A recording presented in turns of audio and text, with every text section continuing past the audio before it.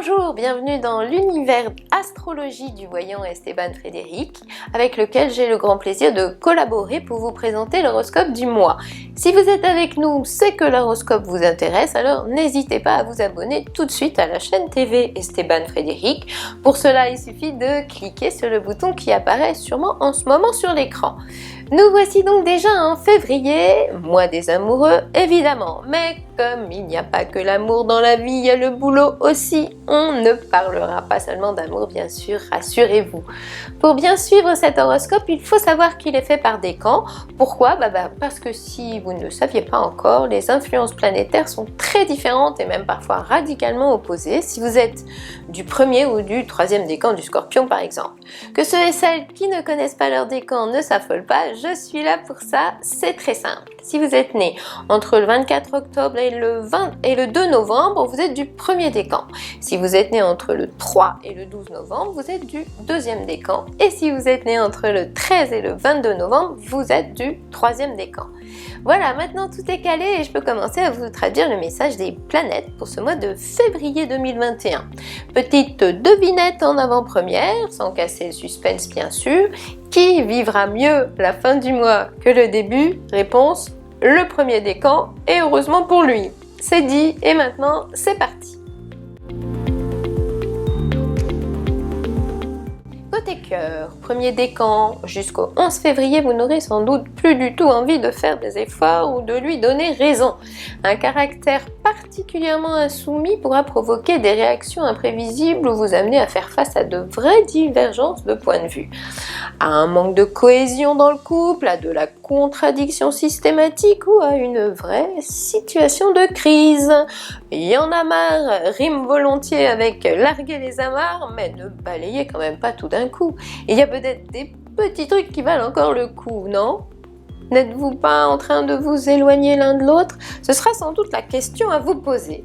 À force d'être centré sur son nombril et ses petits problèmes, on en oublie quelquefois les besoins de l'autre. Mais heureusement, et dès le 19, l'entrée du soleil en poisson devrait vous rappeler de faire davantage cas de ceux que vous aimez. Après le 25 et avec l'entrée de Vénus en poisson, ce sera encore mieux. Youpi ! Cette Vénus-là offrira une dose d'adoucissant à notre Scorpion. Envie de pardonner ? En tout cas, ça partira d'un bon sentiment et les sentiments c'est mieux quand c'est partagé, dixit Vénus en poisson. Donnez-lui par exemple envie de vous protéger et vous aurez tout gagné. Deuxième décan, entre le 10 et le 19 février, Vénus, Jupiter et Mars se regarderont de travers en accentuant les incompatibilités d'humeur dans votre duo. Ça peut donner un tempérament un peu trop volcanique ou un caractère trop autoritaire pour cette période de Saint-Valentin durant laquelle vous voudrez tout contrôler sans accepter la moindre contradiction.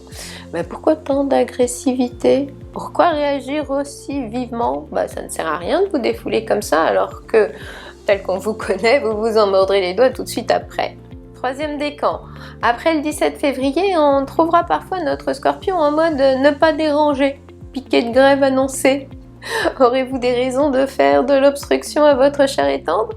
Mars en Taureau contretirera Vénus en Verseau. Résultat, vous ne serez pas cool du tout, vous bloquerez constamment sur de toutes petites choses, vous n'aurez jamais vraiment envie de dire oui et n'aurez rien de la compagnie idéale. Ok, on a bien compris que vous allez faire de la résistance.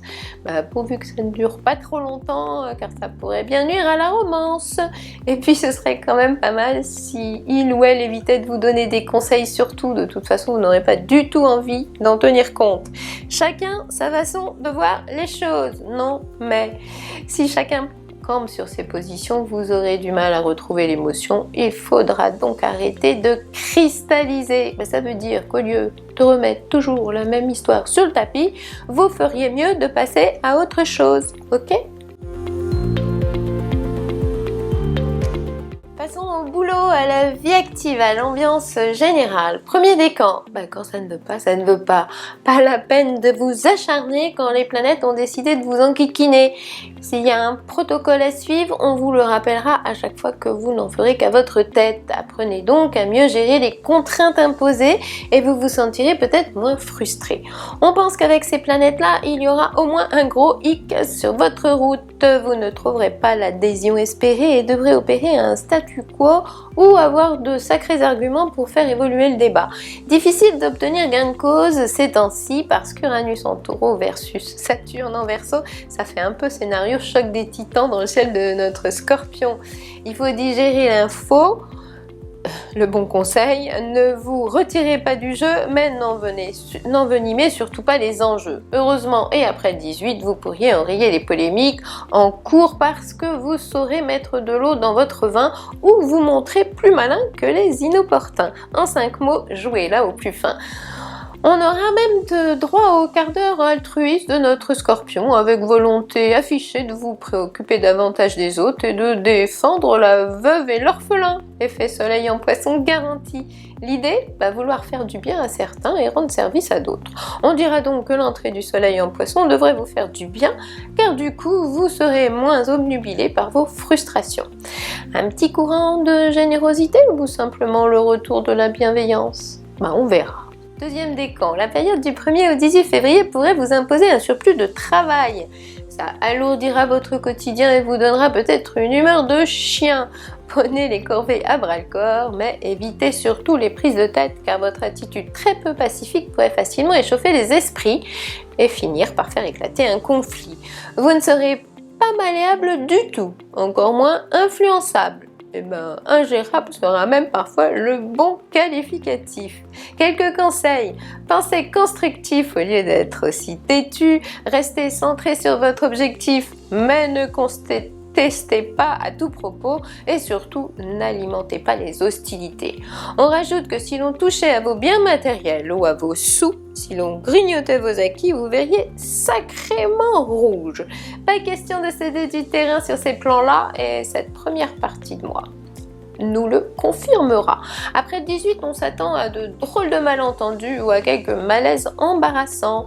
Planning chamboulé, les contretemps de dernière minute pourraient se succéder parce que Mercure et Jupiter en Verseau vous regarderont trop longtemps de travers. Troisième décan. D'ici le 8 février, vous aurez sans doute du mal à vous plier aux règles d'un groupe. Faire ce qu'on vous demande ou comme tout le monde, pas envie. Après le 14, au diable les conseils et les mises en garde, même si vous êtes très sûr de vous, on ne comprendra pas ces volte-face soudaines. Et puis, il sera sans doute sérieusement question de problèmes de rentabilité ou de budget à mieux gérer. Les accords de Mars en Taureau obligent. Vous trouverez des limitations partout et on sait à quel point un Scorpion n'aime pas être censuré ou dépendant de la réalité du terrain. Il faudra aussi apprendre à prendre le train en marche au lieu de vous cabrer dès que l'on vous bousculera un peu. On vous impose une nouvelle méthode de travail, dites-vous que c'est pour votre bien et faites des efforts d'adaptation. Amis Scorpions, vous savez maintenant tout ou presque sur votre mois de février. Pour des questions plus précises et personnelles sur votre avenir, je ne peux que vous conseiller de vous rendre sur le site d'Esteban Frédéric, esteban-frédéric.fr pour une consultation privée. Si vous désirez votre thème astral ou vos compatibilités amoureuses, nous vous donnons rendez-vous également dans la rubrique astrologie de ce même site. Je répète, esteban-frédéric.fr. Voilà des études assez intéressantes pour vous orienter dans votre vie et dans votre vie amoureuse. Elles ont été élaborées en collaboration avec Esteban Frédéric, bien sûr. On se retrouve donc le mois prochain. Recevez mes amitiés cosmiques et en avant la musique!